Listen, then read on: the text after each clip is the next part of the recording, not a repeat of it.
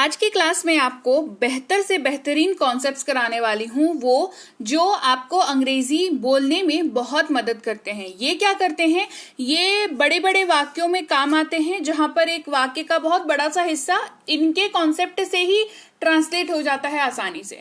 तो चलिए जानते हैं कौन सा कॉन्सेप्ट है। आज की क्लास को शुरू करते हैं। आप देख रहे हैं संरीति इंग्लिश अकेडमी, मैं हूं प्रीति मैम। सब्सक्राइब करके बेल नोटिफिकेशन ऑन कर दीजिएगा अगर चैनल पर नए आए हैं और आगे ऐसी क्लासेस पाना चाहते हैं तो बेल नोटिफिकेशन ऑन कर दीजिएगा। सबसे पहला कॉन्सेप्ट हम एबल टू की पढ़ेंगे। एबल टू जो है अपने आप में एक ऐसा शब्द है जो ये बताता है कि कोई काम जो है होने में सक्षम है। कोई व्यक्ति या कोई सिचुएशन ऐसी है जहां पर कोई काम जो है वो कोई बंदा है जो कर पा रहा है, कोई बंदी है जो कर पा रही है। कोई काम जो हो पा रहा है, सक्षम है होने में। और एबल टू जो है इज, एम, आर, वॉज, वर, इन सब के साथ यूज होता है। इज, एम, आर के साथ ये प्रेजेंट में यूज होता है और वॉज, वर के साथ ये पास्ट में यूज होता है। कैसे यूज होता है पर सवाल यहां आता है, तो चलिए जान लेते हैं कैसे यूज होता है। सबसे पहले बात करेंगे इज एबल टू की, जिसका मतलब होता है पा रहा है या सक्षम है। देखिए एबल टू चाहे इज के साथ जुड़े, चाहे एम के साथ जुड़े, चाहे आर के साथ जुड़े, पा रहा है या सक्षम है ये तो कॉमन है ना। तो फिर अलग अलग से लर्न करने की क्यों जरूरत है? जरूरत इसलिए है, एक तो कॉन्सेप्ट की क्लैरिटी आपकी बेटर होती है, दूसरा ये बहुत माइनर सा चेंजेस आ जाता है जब ये इज के साथ, एम के साथ, आर के साथ, वॉज के साथ और वर के साथ यूज होता है, तो बहुत माइनर चेंजेस आ जाते हैं। तो इज एबल टू जो है वो क्या मतलब हो गया इसका? पा रहा है या सक्षम है। और इज का जो रूल है वो यहां पर काम करता है, दैट इज किसका इस्तेमाल ही, शी, इट और किसी भी नाम के साथ होगा। जैसे वह चल पा रहा है, he is able to walk. अगर हम एम एबल टू की बात करें तो इसका मतलब होता है पा रहा हूं या सक्षम हूं, क्योंकि ये एम के साथ यूज हो रहा है और एम जो है वो आई के साथ यूज होता है। ये एक जो है रूल है जो आपको फॉलो करना है जब आप एम एबल टू की बात करें। मतलब remains the same, that is कि पा रहा हूं या सक्षम हूं। जैसे मैं पढ़ पा रहा हूं या मैं पढ़ने में सक्षम हूं, आप कहते हैं I am able to study. बात करते हैं आर एबल टू की, तो आर एबल टू का मतलब होता है पा रहे हैं या सक्षम हैं। और यहां पर आर का कॉन्सेप्ट यानी कि आर का जो रूल है वो लगता है, दैट इज कि आर जो है वो यूवी दे के साथ यूज होता है, तो आर एबल टू भी यूवी दे के साथ यूज होगा। वे अब पढ़ पा रहे हैं, they are able to read now. Again mention कर दूं, is, am, are able to के साथ जब भी यूज हो रहे हैं ये प्रेजेंट में यूज हो रहे हैं। क्लियर? अब बात करेंगे कि वॉज के साथ कैसे एबल टू यूज होता है और वर के साथ कैसे एबल टू यूज होता है। तो वॉज एबल टू का मतलब सीधे सीधे हो जाता है पा रहा था या सक्षम था। जैसे ही था, थे, थी आपको दिखता है, आपको ये पता चल जाता है कि ये पास्ट की बात अपन कर रहे हैं। और पास्ट में जब भी आप बात करें तो वॉज और वर की हम बात करते हैं। तो वॉज जो है वो क्या रूल फॉलो करता है कि was I, he, she, it या किसी भी नाम के साथ यूज होता है। तो वॉज एबल टू भी सेम रूल फॉलो करेगा, आई, ही, शी, इट या किसी भी नाम के साथ ये यूज होगा। जैसे वह चल पा रहा था, he was able to walk. फिर है वर एबल टू, जो जिसका मतलब हो जाता है पा रहे थे या सक्षम थे। यहां पर वर का रूल फॉलो किया जाएगा, वर यूवी दे के साथ यूज होता है, तो वर एबल टू भी यूवी दे के साथ यूज होगा। वे पढ़ पा रहे थे, they were able to read. Clear? यहां पर बात होती है खत्म एबल टू की। अब दूसरा कॉन्सेप्ट क्या है? ये कॉन्सेप्ट है अबाउट टू का। अबाउट टू का इन जनरल मतलब होता है बारे में, है ना। लेकिन अबाउट के साथ जब टू लगता है और उसके साथ जब इज, एम, आर, वॉज, वर लग जाता है तो ये अलग ही लेवल पे जाकर के ये वाक्यों का निर्माण करता है। अबाउट टू जो है इसका मतलब इन जनरल जो है आप उससे याद मत रखिए, बारे में से आप इसको, जैसे मैंने क्या बोला कि आप अभी जो मैंने आपको पढ़ाया एबल, तो एबल का मतलब तो सक्षम होता है, तो आप उसको अलग से याद रखो और फिर इंप्लीमेंट कर दो is, am, are, was, were के साथ। पर अबाउट को जो है आप अलग से नहीं याद रखो, अबाउट को आप मिला के याद रखो। Is about to, was about to, were about to, ऐसे करके याद रखो, ठीक है। तो इज अबाउट टू जब यूज होता है वाक्य में तो उसका मतलब होता है वाला है ना, वाला है। He is, he, she, it name के साथ यूज होता है क्योंकि इज के साथ यूज हो रहा है। जैसे वह जाने वाला है, ही इज अबाउट टू गो।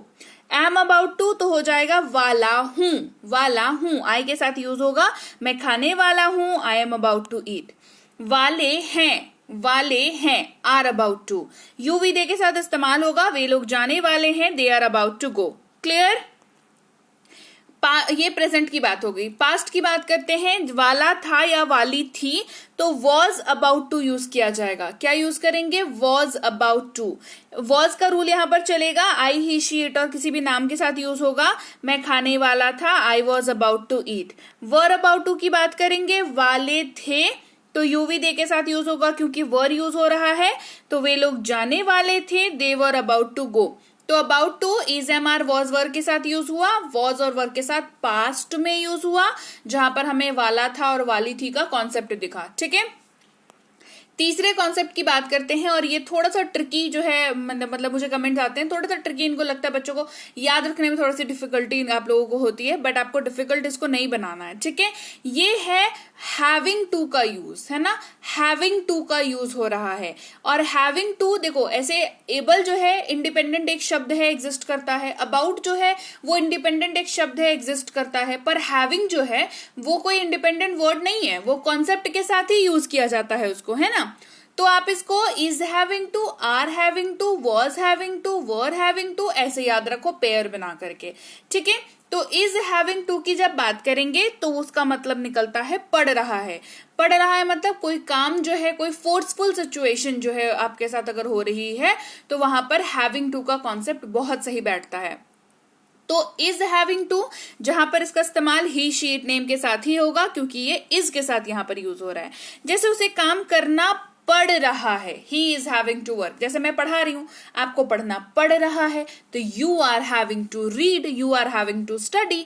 मैं पढ़ा रही हूं तो I am having to teach, right. तो ये सिचुएशन है जहां पर कोई काम आपको करना पड़ रहा है, तो उसे काम करना पड़ रहा है, he is having to work. पढ़ रहा है, एम हैविंग टू यूज कहां पर हो जाएगा? जहां पर आप आई का यूज करोगे। मुझे पढ़ना पड़ रहा है, I am having to study. Are having to यूवीडे के साथ यूज होगा, पढ़ रहा है मतलब जो है वो सेम ही रहा। उन्हें जाना पड़ रहा है, they are having to go, ये इज एम आर के साथ प्रेजेंट में यूज हो गया। Was having to, were having to, ये पास्ट में यूज होगा क्योंकि वॉज और वर के साथ यूज हो रहा है, और वहां पर सिंपल सा एक चेंज होगा, दैट इज था या थी का चेंज होगा। ठीक है, पढ़ रहा था, है ना, उनको ऐसा करना पड़ रहा था, इस तरीके से यूज। तो वॉज हैविंग टू, वॉज का रूल लगेगा, I he she it name के साथ यूज होगा। मुझे पढ़ना पढ़ रहा था, I was having to study. आपका एग्जाम मान लो चल रहा था, उस टाइम पे आप पढ़ रहे थे, तो आपके दिमाग में क्या चल रहा था कि मुझे पढ़ना पड़ रहा है, तब चल रहा था। पर अभी जब एग्जाम आपका खत्म हो गया है और आप अभी किसी से बात करोगे कि भाई तुम पिछले दिनों क्या कर रहे थे, तो क्या बोलते हो? अरे मुझे पढ़ना पड़ रहा था क्योंकि मेरा एग्जाम था, बोलते हो ना।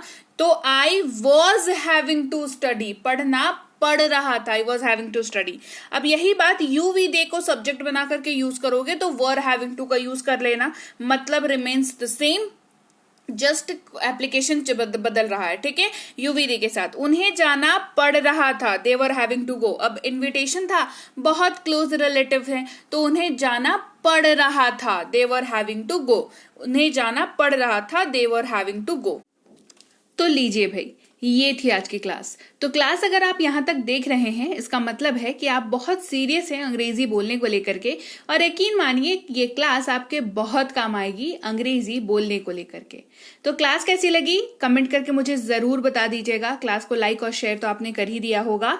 आप देख रहे हैं संरीति इंग्लिश अकेडमी, मैं हूं प्रीति मैम। सब्सक्राइब करके बेल नोटिफिकेशन भी फटाफट से ऑन कर दीजिए। इसके अलावा हमारी जो ऐप है संरीति इंग्लिश अकेडमी, सेम नाम से ऐप है, वहां पर आपको बेसिक से प्रो स्पोकन इंग्लिश का कोर्स, इंग्लिश राइटिंग का कोर्स जिसमें आप अंग्रेजी लिखना सीखते हैं, इंग्लिश ग्रामर का कोर्स, इंग्लिश रीडिंग का कोर्स आपको मिल जाएगा ऐप पर। इसके अलावा अंग्रेजी पढ़ने में अगर दिक्कत आती है, स्पेलिंग्स में दिक्कत आती है, तो ये अंग्रेजी पढ़ने का रामबाण ट्रिक, ये जो किताब है ये अमेजॉन पर अवेलेबल है। आप सिंपली इस बुक का टाइटल यहां से देख करके आप अमेजॉन पे सर्च करके इस बुक को अपने घर पर कैश ऑन डिलीवरी के साथ भी मंगवा सकते हैं। इसके अलावा अगर आपको ई बुक्स की जरूरत है, तो चाहे वो वर्ड मीनिंग की ई बुक हो, टेंसेस की हो, आपके स्पोकन इंग्लिश की हो, ग्रामर की हो, या मिनी स्पोकन इंग्लिश स्ट्रक्चर्स की हो, जो कि क्विक रिवीजन का आपको मौका देती है, क्विक समझने का आपको मौका देती है, ये सारी की सारी ई बुक्स जो है हमारी ऐप पर अवेलेबल है। ऐप में जाकर के आप इनको इजीली वहां पर ले सकते हैं। इसके अलावा हमारी क्लास, हमारी पेड क्लास या किसी भी तरीके की अंग्रेजी को लेकर के समस्या अगर आपको आ रही है तो इस नंबर पर व्हाट्सएप मैसेज करके आप हमारे साथ संपर्क कर सकते हैं, हमारे ग्रुप में जुड़ सकते हैं। और इस किताब को मंगवाने के लिए भी आप सिंपली इस नंबर पर व्हाट्सएप मैसेज करके भी इस किताब को अपने पास मंगवा सकते हैं।